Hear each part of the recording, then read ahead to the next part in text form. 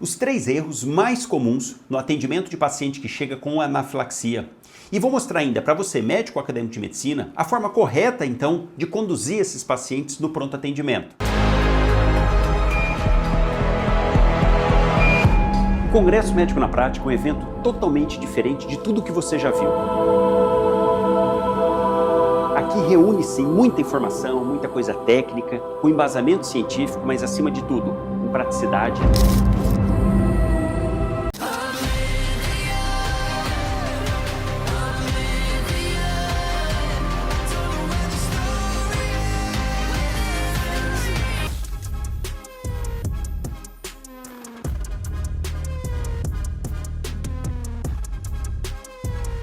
Já salvei muitas vidas graças a Dr. Elis Rulli. Médico na Prática!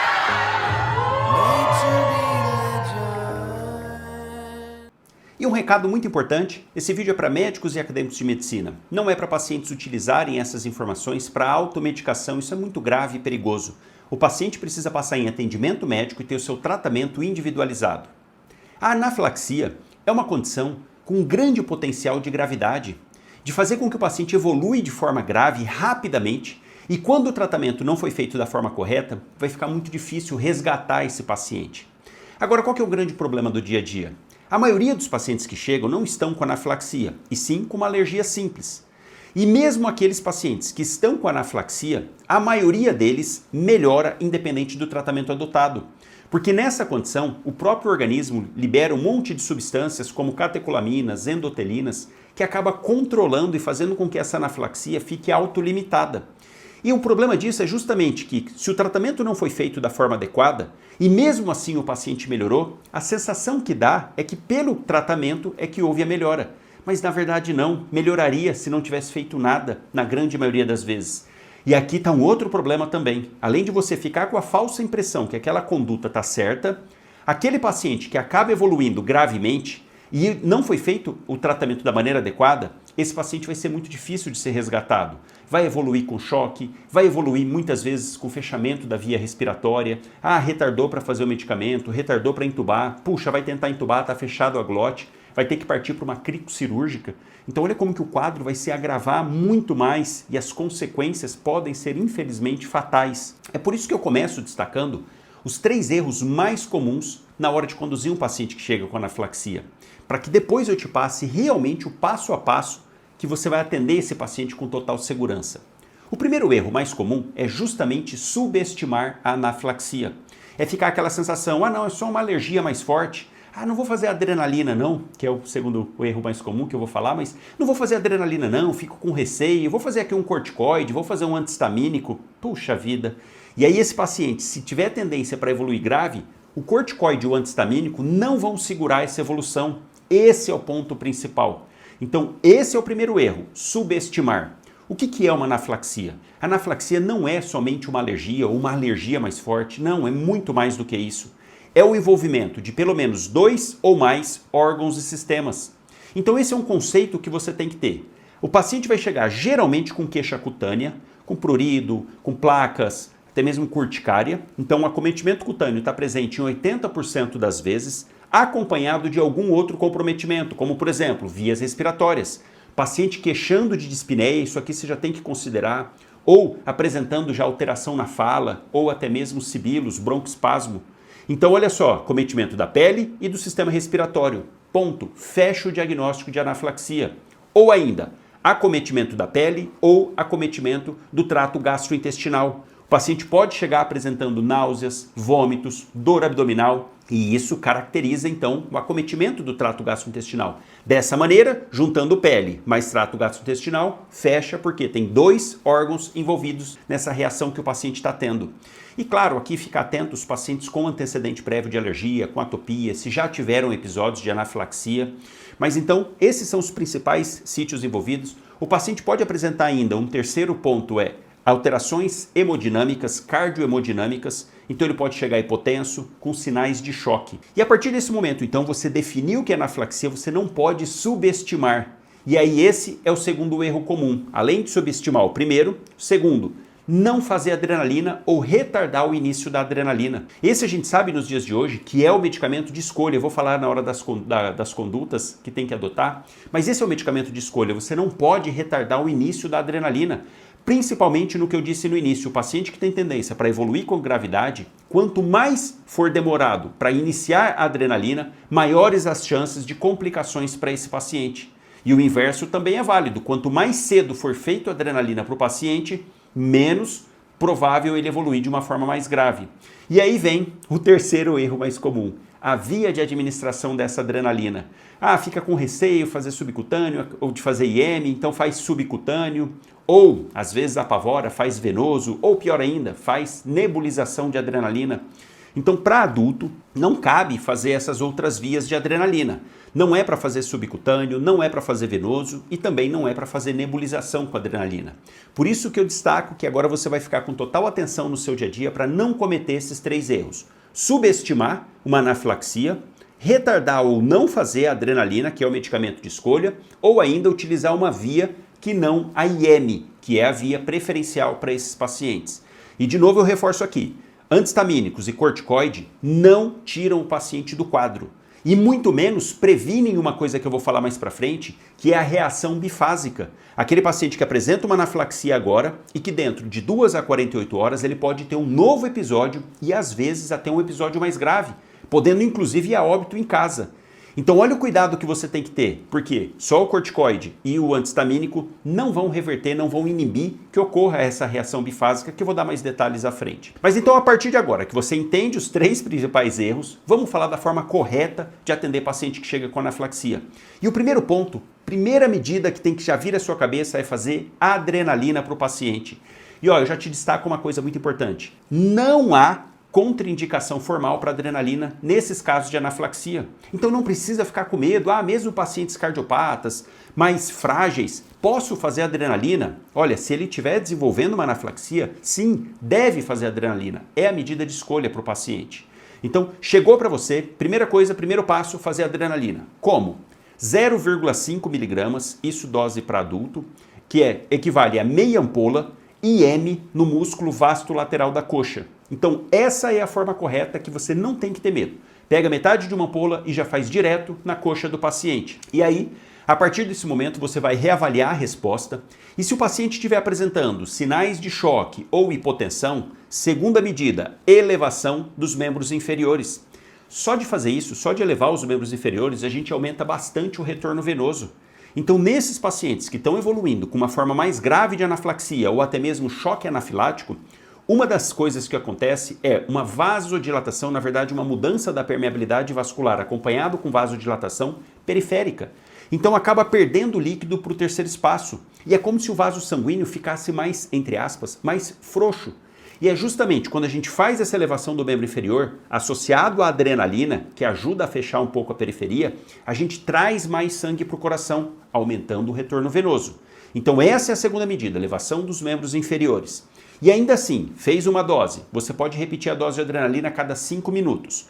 Partiu para fazer a segunda dose, já está com os membros elevados e o paciente apresentando sinais de choque ou apresentando hipotensão, você parte para a terceira medida, que é fazer cristalóide para esses pacientes. Preferencialmente Ringer lactato, mas pode também solução salina 0,9%. Você começa com 1000 ml de imediato e vai readequando doses subsequentes. Você pode começar assim, faz 1000 ml dentro de 10, 20 minutos.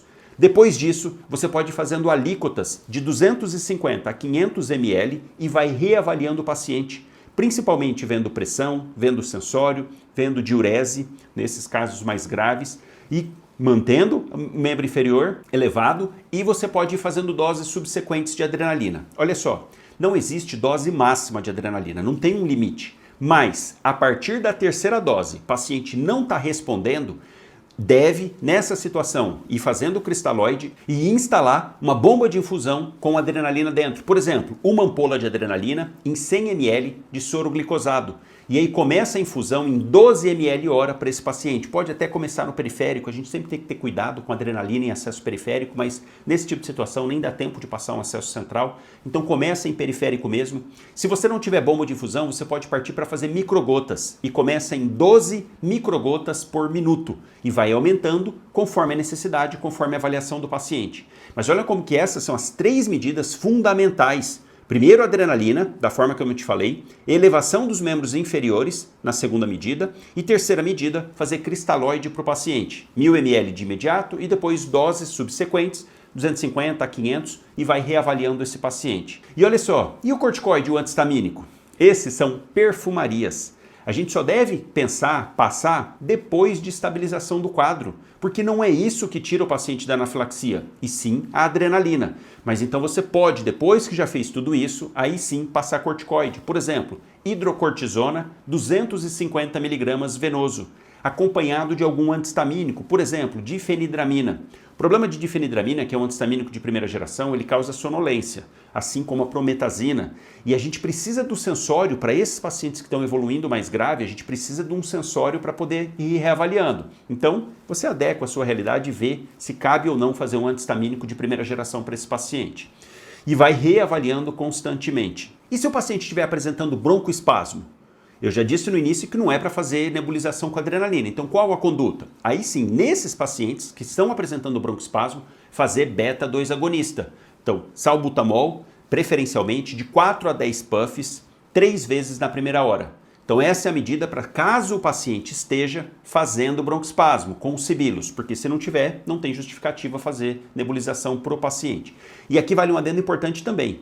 Se o paciente já está apresentando sinais claros de evolução para a parte respiratória, para a insuficiência respiratória, não retarde a intubação do paciente. Olha, você já fez uma dose de adrenalina, já partiu para fazer a segunda, já levou os membros, está indo para a terceira dose e o paciente ainda queixando muito da parte ventilatória, parte para intubar. Porque se você demorar, vai fazer edema de glote, depois não consegue, literalmente não consegue passar o tubo e vai ter que partir para uma via cirúrgica, porque não dá para colocar uma máscara laríngea, não vai ventilar de maneira adequada, então vai ter que partir obrigatoriamente para uma crico cirúrgica. Então não retarde, não demore na hora de intubar esse paciente. E uma última recomendação é a respeito da chamada reação bifásica. Cerca de 5% dos pacientes podem apresentar essa tal reação bifásica, que é literalmente uma recidiva dentro de 2 a 48 horas. Então é exatamente isso, você atendeu o paciente, ele melhorou, você dá alta e dentro de 2 a 48 horas esse paciente apresenta uma nova recidiva.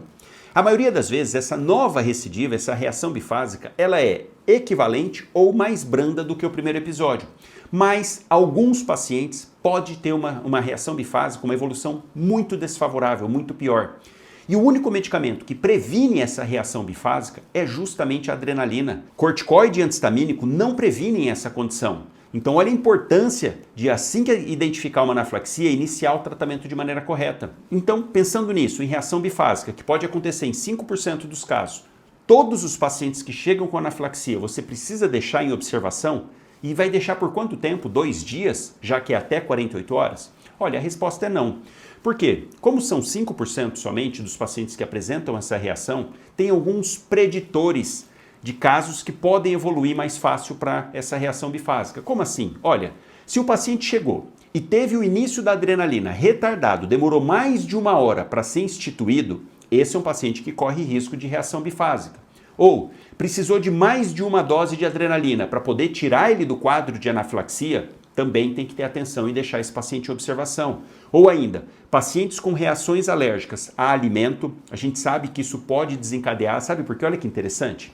Quando o indivíduo come alguma substância que ele é alérgico, vamos falar de camarão, por exemplo, a partir do momento em que começa a reação alérgica, uma dos acontecimentos no organismo é justamente mudança no trato gastrointestinal. Vai edemaciar as alças, vai impedir com que haja absorção de mais alimento ali que ele é alérgico, por exemplo, do camarão.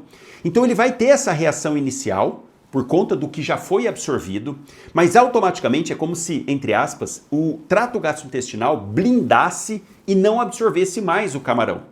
Só que assim que o paciente sai do quadro, que entra com adrenalina, que faz tudo correto, manda ele para casa, às vezes com corticoide antistamínico, mas a gente sabe que isso não resolve, mas tirando ele do quadro, a hora que melhora o edema da alça, ele vai lá e reabsorve mais um pouco do alimento, podendo fazer com que o indivíduo então evolua com essa reação bifásica. E aqui vale um adendo, né? Estou explicando uma das formas que a gente acha hoje, que a medicina acha, que ocorre a fisiopatologia dessa reação bifásica. Não é só tão simples assim, tem vários outros mecanismos envolvidos que a gente nem sabe exatamente porquê da ocorrência dessa reação bifásica. Mas uma delas é essa que eu disse, o retardo na absorção daquilo que causa, do alérgeno que causa a reação nesse tipo de paciente. Mas, então, o paciente com alergia a alimentos, a gente tem que deixar em observação mais tempo. Também pacientes que chegaram já hipotenso ou de uma forma bem grave já, com sinais de choque e hipotensão diante de uma anafilaxia. Então, para esses pacientes, com dose que demorou para começar a adrenalina, ou que precisou de mais de uma dose de adrenalina, que chegou hipotenso, com sinais de choque, ou com reação alimentar, o ideal é que você deixe esse paciente em observação pelo menos de 6 a 12 horas.